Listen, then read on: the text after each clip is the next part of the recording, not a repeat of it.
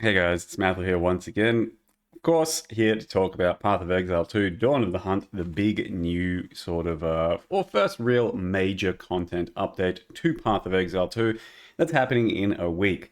We just had the full announcement of it yesterday, so I'm pretty sure most of you guys by now will have caught up with that and know what to expect, what it looks like, and have your own thoughts and feelings on it. So the purpose of this video isn't really to go over all of it. It's just to kind of give some of my own 2 cents on what the content is going to be like, or how I feel about some of the stuff they've teased and revealed, and the direction of things going in general. TLDR, I think it's going pretty well, especially based off this major content update, the one that they are about to give us. And it seems like a lot of things, a lot of boxes are being ticked that should be ticked, and they are pretty, as per usual, on the pulse, finger on the button, and know what kind of needs updating. There's going to be some design decisions and stuff that people don't agree with and still just don't really like. But, that's just their choices on things. But as far as some things that are being fixed and updated and stuff, it looks like some pretty good stuff. So the main one here is, of course, the Huntress being introduced. And to me, that is actually probably the most looking forward to class of all of them, including the ones we just then had. To begin with, didn't really care that much about Huntress, but after playing the game, and then seeing what Huntress is like and what it brings to the table, I think this is going to feel incredibly fun.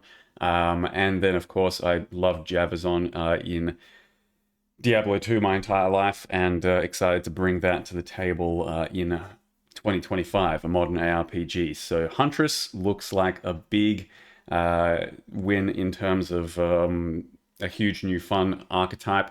Well, not just Huntress, basically spears, right? So you can take these spears and put them on any class, and it should definitely go well on certain other ascendancies and classes. On top of that, we do get a few new ascendancies from some other things. Some content like Rogue Exiles are going to come, which, if you can take yourself back to like 10, 11 years ago in PoE 1, when they first introduced Rogue Exiles, it was actually a huge, fun new mechanic because it was pretty, vanilla game. Your ARPG man, just running around, killing stuff, killing a boss every now and again. And instead, you all of a sudden got these like mini bosses kind of like scattered throughout your maps. And that's what these look like they're going to be. They're going to be like proper little fights that are nice little breakups in your normal sort of a bit more monotonous gameplay, and then potentially big rewards off them as well, because they can drop uniques, and you'll know what those uniques are ahead of time because it'll say what the thing is wearing. 100 new uniques, that's an absolutely big one, and one that some people may be glossing over a bit more than they should. And I'll talk about that in a second. The new Ascension classes, so they've got 3 of them. The Lich, which is a bit of a chaos caster thing. The blacksmith, Katava, smith, something like that, which pretty interesting one. Has some extra options for defense, offense, but a really wacky new ascendancy kind of thing. And then what was the other one? That guy. Yeah, whatever that was. It's not even on my mind right now. That one actually looked pretty underwhelming to me personally. The new mercenary leader, I can't remember what it was called. Honestly, cannot remember. It did look a bit underwhelming as I went over all of these on stream and checked out all the ascendancies, the new stuff, especially the Huntress stuff as well. That one looked a bit, whatever. We can talk about that in a sec as well. New endgame mechanics, which don't look anything too spicy. It's just like bring a couple of changes and stuff. But then the new maps and stuff that you're going to encounter is actually looking pretty good. So that's basically just the gameplay trailer. We've probably already seen it all fucking 100 times or so. The main thing that they're giving us is Huntress, and essentially what that is spear gameplay. So like I said, you'll be able to take spear and bucklers, so parrying as well, to pretty much any class, and it's going to bring quite a lot to the table. They said that they were like really keen to try and do a new style of gameplay where you have to weave your way into melee and ranged at the same time, and how to make that work and how to make that you know, worth doing. And it looks like they've come to some sort of balance. I imagine, you know, a lot of people are still just going to want to either be ranged or either just melee, one button for certain skill and stuff. But I've always been kind of a fan of, you know, a bit more control of my own and gameplay choice and stuff, with multi-buttoned gameplay and stuff. So this could be like a real good step in the direction of that, or it could just feel kind of bad that you got to set things up. We'll have to wait and see. But the some of the attacks and some of the gameplay looks very crisp.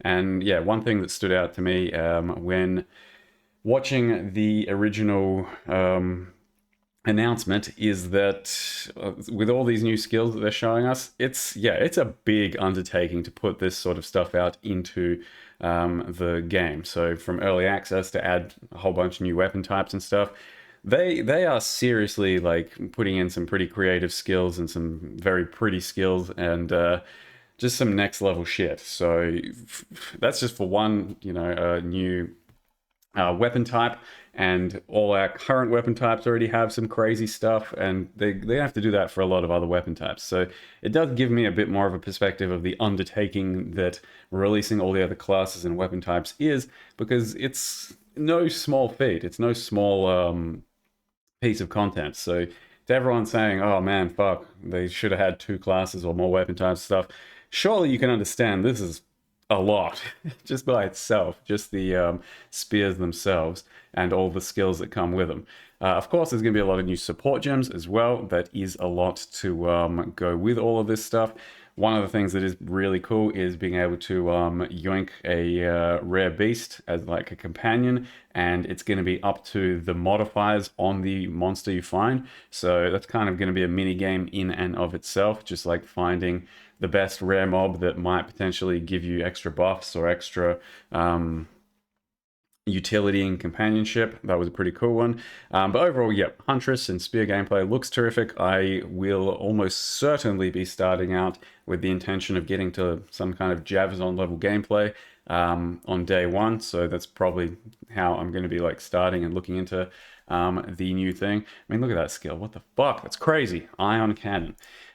So yeah, that one is going to be, I think, a banger. The Ascendancies, not sure they are too crazy. They do seem, you know, there's some crazy stuff, of course. An extra ring slot is, you know, pretty unprecedented. A 3rd ring in an ARPG. What the fuck?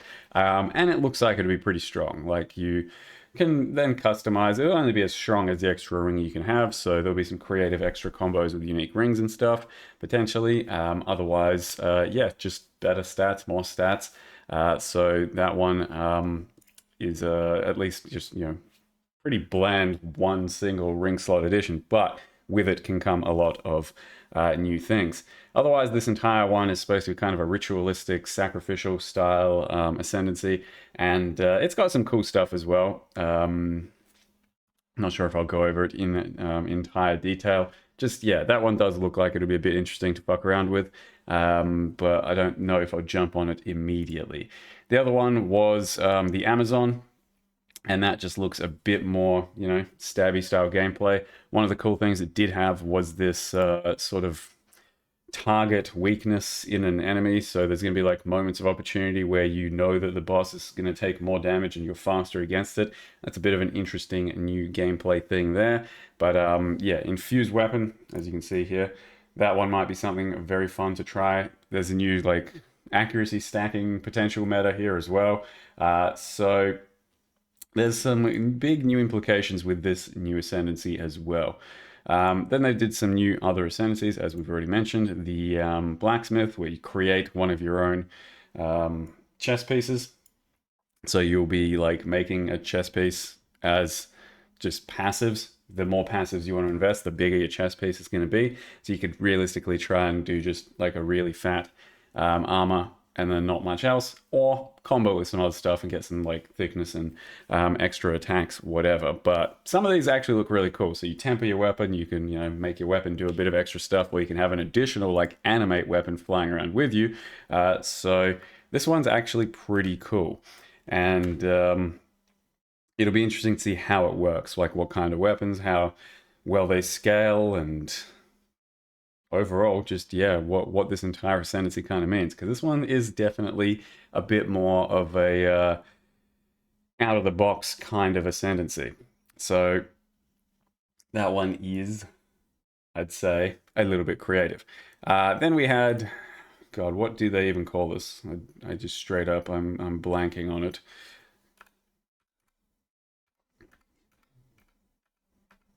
Nope, doesn't matter. Didn't look that cool anyway. Sorry, gonna have to gloss over it. It just did look a bit bland, which I think for me personally, pretty much all the mercenary ascendancies are a bit more bland than the others. Like the witch over here has a lich, and all three of the witch ascendancies have like super flavor and just meat on the bone. Whether or not they're all really good and stand out is another story, but they do actually look just kind of more unique. So this one, the Lich in particular, looks a bit more like an occultist, and it's got a few occultist style things like chaos pops and extra curses and shit. And it looks like it has potential to be very, very strong, especially for some of the curse or the chaos stuff we've already done up to this point. So Lich may be a tough one to start out with, though, I would think, but I would think that it's going to be one of the stronger ones when it's all said and done. Another absolutely huge undertaking is Spectres. They're finally being put into the game, and that is pretty much viable with, or at least doable, I should say, with like every freaking monster out there. They're going to cost spirit to reserve. They're going to, be kind of a personal choice as to what you make them do. Defense, offense, utility, all by themselves, one extra, etc. But no doubt there's going to be some very busted shit there, especially because they can't realistically predict and balance all of the mobs in the game to begin with as things first come out. So the Spectre one is a huge undertaking, and that is a big addition to the game this current patch. It's not really something for me, I don't think. It's still more of a summoning thing, but honestly, some of these Spectres do look pretty wild, and maybe we'll have to try out a summoner build eventually, but I do think we're going to be kept pretty busy just doing our normal shit, minion stuff aside. We do get a roll mount, which has some good implications of its own. It by itself on the surface doesn't look anything crazy because it doesn't give you any extra movement speed. It's not like a typical mount in any other game. It just you are based let me start again. It is based off of your movement speed, so you just get on it, have the same movement speed, but you have no penalty for your attack while moving normal business. And I played a few characters and things that liked attacking while moving, and while that was going on, I really wanted to move faster while moving, or attack fast. Wanted to move faster while attack moving, and you could do that with like the Pathfinder Ascendancy with like a certain support gem. Having no penalty whatsoever is going to be pretty fucking crazy, and it actually kind of surprised me they even have this in the game. It's going to be kind of mandatory for clear speed on plenty of ranged characters, because the big penalty is if you get hit enough times, then you get knocked down, and that's a pretty substantial penalty. You might make yourself vulnerable, die, etc. But with these ranged builds that just blast screens, a lot of the time you're pretty much never getting hit. So it's just raw clear speed increase, and going to be somewhat mandatory to try and fit that into your spirit supports because it's just too good to not have. So yeah, don't love the look of the roll or anything, but it's probably going to be too good to not use for lots of different clear speed builds. Otherwise, whole bunch of new support gems. They said there's like 100+ support gems coming. So there's a lot to unpack with that, and honestly just going to wait till we're in the game and messing about with stuff. I don't think I'm gonna theorycraft beforehand and try and figure out what I'm gonna be or should be using for a build that I might come up with, because spears are going to be a whole thing of its own, and you just get a new skill and then think, oh, what support gems should I use for it, and just start fucking scrolling. So that's going to be the fun part of that. Yeah. Now the new uniques thing. So I've had plenty of people come in and say, a bit whatever, not too excited, not that much new content with this one, but people are glossing over the 100 new uniques, I think. because they've said that these are in particular going to be more tailored towards the mid to end game, because if you've noticed, a lot of current PoE 2 uniques are more in the early game, the like lower level uniques and stuff. And Jonathan even said that's because they kind of went from like a level base rating that's, you know, scaled from like lowest to highest level, and just started making uniques from the top because they figured they'd have enough time. And then eventually they ran out of time, and they're like, oh shit, we've mostly only made like early game uniques. And then they, you know, put in a few high level ones and stuff. Now they're trying to play catch up on that and put in a bunch more mid to high level uniques. And it's huge amounts of new content, and it's huge amounts of new builds, because a lot of items are actually just straight up build and game enabling. So this is going to create a huge amount of new kinds of builds that you can play and things to experiment with. And to me, especially for what I felt through Path of Exile 2, most of why I wanted to play and most of the content, the gameplay loop for me, was try and make new build around new item, and especially if it's particularly cool. So with 100 new of them, and if you can just imagine Hand of Wisdom in action as like one really good, certain, like potent unique, imagine like another 10 to 15 of that type of thing, and then a bunch of other stuff that can potentially alter the way you're going to build or make a character. And then of course they look pretty fucking sick. Like the art team has definitely been on top of things, and things look good there. So I think the 100 new uniques are really what's going to bring a lot of extra replayability to Path of Exile 2 with this new patch, and then a whole bunch of new crazy builds. Because on top of the whole new uniques and everything, as far as builds are concerned, they are pretty much reworking everything from the ground up to some extent. Like skill-wise and build-wise, a lot of things were very overpowered, and a lot of things were very just blatantly good, and some were just blatantly not good. And with that, they wanted to just kind of rebalance everything, make things that are less good more good, make things that are very good a bit less good. And as they said themselves, you're pretty much just going to have to be relearning the game. And that is pretty exciting. So I think that's all good stuff, because they're still trying to figure out a whole bunch of balance for the game, and they don't want to make sure, or they want to make sure that you're not just straight up decimating endgame with like very basic builds just because they have the right combos. That's another thing there. Rune tiers, so just slightly better runes for more endgame progression now exist, and it is essentially the crafting system, like the crafting bench system in PoE 1. So if you're still worried about not having a crafting bench, I mean, this is basically it. As Jonathan said, like if you just like, you know, repurpose this entire thing, made it look a bit different, it would look like a crafting bench, but it's just sockets on your gear that you utilize to gain extra stats, which is pretty much what a crafting bench does in PoE 1. And some of these sockets are now going to be quite a bit spicier, likewise with the crafts and the crafting bench. The next thing that they're coming to us is the Esmerian Wisps, which is just glorified Torment from PoE 1. It's going to be, by the looks of it, a bit more polished after, you know, of course, Torment being like a fucking 9-year-old mechanic or something, that had lots of reworks and iterations to make it better. But you'll come across a Wisp, it will take you on a bit of a journey while empowering mobs, and then the end result is it empowers a particular mob that gives you quite a bit more challenge than normal. It'll just, you know, have extra things happening to it, but it's straight up Torment, and it should feel pretty much like Torment, just potentially better, or maybe better because it's in a game more suited to that. So we'll see how that one goes. You know, jury's out on that. Maybe it just feels exactly like Torment, where you're following some dumb ghost that is just annoying as shit, or maybe it's something that really changes your gameplay up and feels rewarding or feels like fun to engage with. But that's one of the new mechanics that's coming like throughout the campaign and also, you know, endgame, and that could be pretty interesting.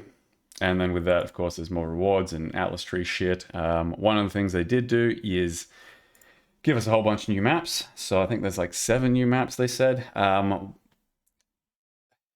What's to say here? So the end game is a big topic for a lot of people at the moment, because they say they want new end game or different end game or better end game, whatever the fuck.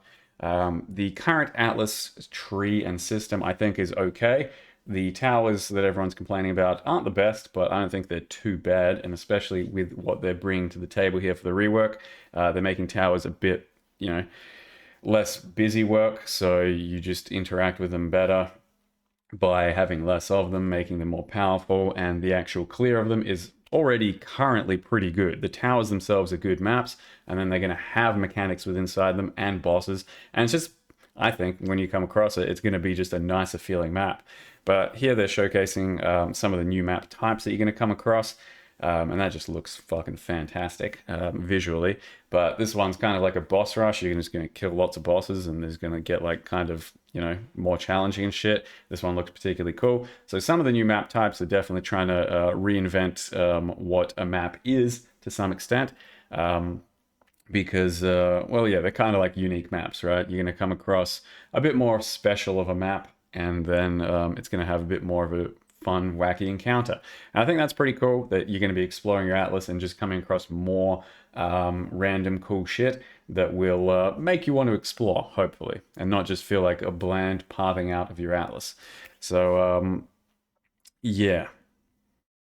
What's to say? Currently, I think the PoE 2 endgame isn't too bad, and everyone's complaint about certain things for like towers and stuff like that. I think that, at least for me anyway, and for how I feel clearing the end game, isn't too much of a concern. It's much more about the map layouts, and having to kill all rares and shit. And that hasn't really changed, so that's kind of a potential downside that's going to make your end game still feel a bit whatever, because you'll still come across some particularly bad maps like Vile Factory and Mire and stuff are the usual culprits of that sort of feeling, and that's still going to feel kind of bad. I think the best solution to that is honestly having something like a Horizon Orb in the game where you can, find a bit more of a rare currency that you will, hopefully have a few of, and then sometimes just use it to not have to run or change a map to something else different in that biome, so you don't have to run a map if you really don't want to sometimes. In any case, the other new mechanic here is Essence, which could be potentially rough. Essence, if you familiar with it in PoE 1, is one of the things that's particularly whack on balance for difficulty-wise, and makes things very challenging indeed, and making your character feel like kind of a bit of a piece of shit sometimes. This could go that way, but so far Essence has been pretty balanced in PoE 2 from my feeling and understanding, and hopefully that hasn't really changed too much. It's like a bit of an extra fight, but not something that can get just, completely out of hand, and yeah, it's just something else a bit different to look forward to. It's got extra crafting implications of it, and they have done a few steps towards making crafting a bit more PoE 1-like in this game. So they've got like recombinators coming, which is a bit of a different thing, because you're going to like target mods yourself on that one. There's going to be fracture orbs, which are a bit more deterministic for yourself. You can kind of farm them and then try and use them, which is nice because then you can use annuls and chaos to make things more reliable. I think these are the exiles we're going to come across. Yep, rogue exiles, going to be fun interactions, I think. Potentially just kind of OP. I think we're in for a bit of a rude awakening when we first hit maps with our very shitty first-time characters, because these guys look like they're going to fuck us up. They said they've got like, good fucking AI to, pilot these things, and it's gonna have pretty spicy skills against us, especially if they're running chaos stuff and we're all like low on chaos res to begin with. But you can see that in particular here, they're showcasing that they're gonna indicate if they're wearing any special uniques, because they're gonna drop those uniques. So you're gonna feel like you really got something to fight for pretty much immediately if it's an item you might want. So then you're gonna feel extra sweaty just going for the win here, because if you lose, well, they piss off and they keep their items with them. But Exiles were a huge new gameplay mechanic in PoE 1 when they first showed up. It might seem pretty basic by today's PoE 1 standards, but got to remember back then, much more basic game, and that was a big addition. Likewise in PoE 2 right now, it's much more of a basic game for just the vast amount of stuff that could be out there, and Exiles are a big step forward for making your maps a bit more dynamic and a bit more just fun to go through, because you get some random encounters and it really breaks up your little gameplay loop. Few new unique strongboxes, which, you know, have some stuff, and typically unique strongboxes aren't anything really to write home about in PoE 1, but in this case, they might feel pretty good in PoE 2, and of course they're tinkering with strongboxes and, you know, making them feel better as time goes on. But yeah, maybe particularly rewarding. The design on them looks very cool. Endgame corruption is something that they're going to address a bit more. So as you're clearing Atlas and expanding it and stuff, corruption is going to be a bit different. Not going to go over all of that shit, but you'll have a bit more choice over your corruption as well, like how you do it, if you want to like clear it or cleanse it, whatever the fuck, and then interact with it after that. That's going to be how you get fracture orbs too. Overall, just good end game improvements. Like watching a lot of this stuff, as I was watching it, I was, as I said at the start of the video, thinking they are addressing a lot of the issues for, you know, monotony, for fun, for end game replayability, and it's looking like some pretty good shit. It's definitely looking like steps in the right direction, or at the very least they're aware of plenty of the problems that we have and are trying to make them nicer, better, fix them, and it's all good stuff as far as I can tell. So that's going to be some good stuff there. End game stuff, just more replayability. And it looks like they're doubling down on the Atlas system. So, you know, if you're hoping for a whole new system, I'm not sure that's coming anytime soon. They want this to be different to PoE 1. They don't want, you know, the exact same fucking Atlas to just clear. And they're trying to kind of, you know, innovate, as they commonly do and try to do in at the GGG office. So I think that's looking all right. And so far, like I said, my end game playability so far has been pretty good. It's more about certain map types that just feel a bit shit to run over and over. And that's still more of the concern, but it takes a while to get to that point, I think, where you're feeling particularly shit running certain maps, because more of it is about if your character feels good to play, then the game feels good to play. It doesn't really matter if you're running a bit more in between certain map areas or like it's a particularly bad layout. If your character is overall fun, you are still looking forward to just finding that next pack of mobs and fucking crushing them. So that's still what it's more about, I think. At least that's personally how I've felt so far. And hopefully that's still how it's going to feel, especially with Javazons coming to us, which should be good fun. So tower and tablet updates, they're making that better, as I mentioned, and they're still going very much through that. The other thing that was definitely a bit of a step in the right direction is more portals. So I've said it since day one, they are not going to keep one death in PoE forever, and that has been proven already to be, you know, going in the good direction with pinnacle bosses getting more portals, and now of course they're adding more portals to your early game maps or any maps that you're not rolling super challenging. So if you are starting to get to the 6 modded maps, like proper rare maps with lots of risk and reward, then you're going to have less portals. But when you're first getting into the game and you're rolling your maps, you know, pretty basic and pretty simply, you are getting much more portals and you have much more chance to clear your maps, so that you're not as punished in the early game. So they still, by the looks of it, want to stick to kind of a GGG philosophy where you eventually will have pretty big risk and pretty big reward, but it's less punishing early on. And it looks like a pretty good system. There's just going to be some kinks to iron out, like for looting and one portal and, you know, with teammates and shit like that. But it looks like it's definitely a step in the right direction. And yeah, like I said, they were never going to keep one portal for everything. It's an experiment, and it just wasn't going to work because it's just too punishing. Having everyone buy into kind of like a hardcore mode of the game just isn't it, because a lot of us don't want that. And we're not here to strictly punish ourselves. We're here to fucking have fun. So yeah, there's good stuff happening there. But the other thing that's changing, that's honestly a change that should probably be in PoE 1 by now, is these endgame bosses, pinnacle bosses, no longer delete your XP when they kill you, which is just huge. It means that you don't have to, like, you know, blue ball yourself up to leveling before you can try your challenging endgame content. You can just try it whenever you feel like. I think that's a really cool change, and like I said, one that I think could make its way into PoE 1, because why not? There's really no reason for it. Just, a large in-game boss. You're deleting your access to that boss by trying it. If you fail, why should you also take penalty of XP and just constantly have to wait for your next level up? I don't know. That's a bit outdated at this point, and this seems like a cool change in a pretty cool direction. Otherwise, yep, Voidborn Reliquary Keys is now they're coming to the game once again, like in PoE 1. So all kinds of new uniques, or all kinds of uniques that currently exist, you'll be able to fish up from little gambling boxes, and that's always fun.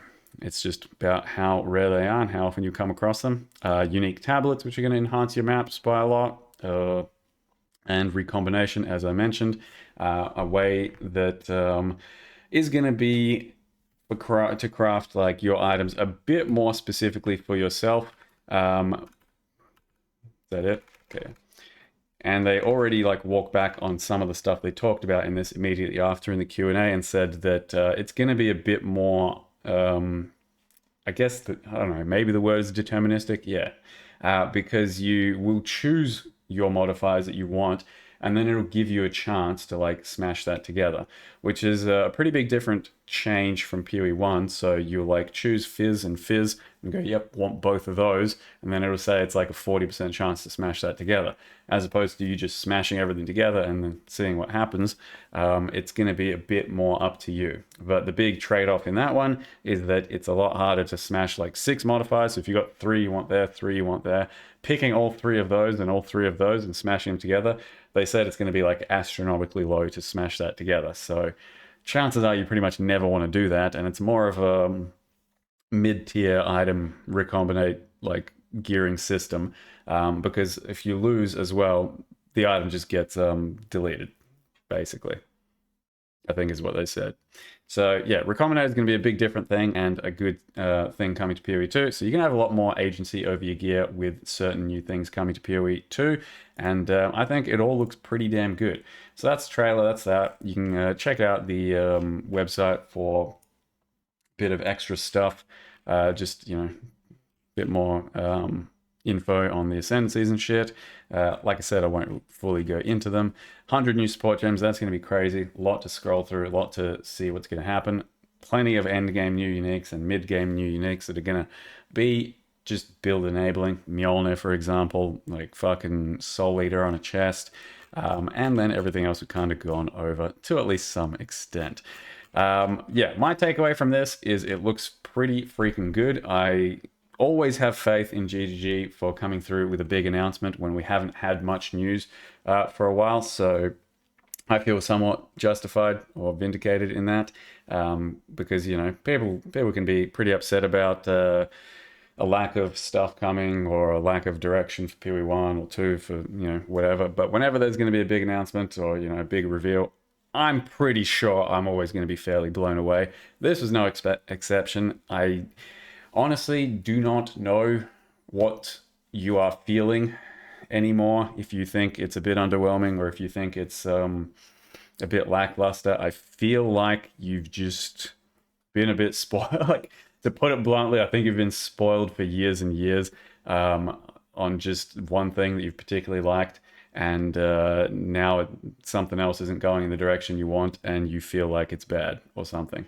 Like, you are too caught up in the lost in the sauce that you can't appreciate what this is, and it's a pretty big update, and it's a lot of stuff that's just going in the right direction from the guys that have always pointed you in the right direction. So like this all looks like classic GGG to me. It all looks like just more of the same for the past 10 years. Like, people that know how to make a game well, that have ideas of their own, that have systems to try and make a good game, and they're not compromising on them. They're just doing what they think is right and putting it out in front of you and hoping you take to it, as per usual. They don't look like they're slacking. They don't look like they're pulling any punches here. And yeah, hopefully just by the time PoE 2 is released, it's all there and it all feels like it's ready to progress in the way PoE 1 is like, where you just get new leagues, new seasons, and just bang new releases every 3 or 4 months. And then weave that in with PoE 1, and we are going to be very well fed. So this is all good stuff, I think. I'm excited, and hopefully you are too. In particular about Javazon. But yeah, that was a lot of ramble, some opinions and stuff. Hopefully, somewhat worth watching. Sorry if it wasn't. And yep, 1 week from now, we'll get into it. So thank you very much for watching. I'll see you guys next time.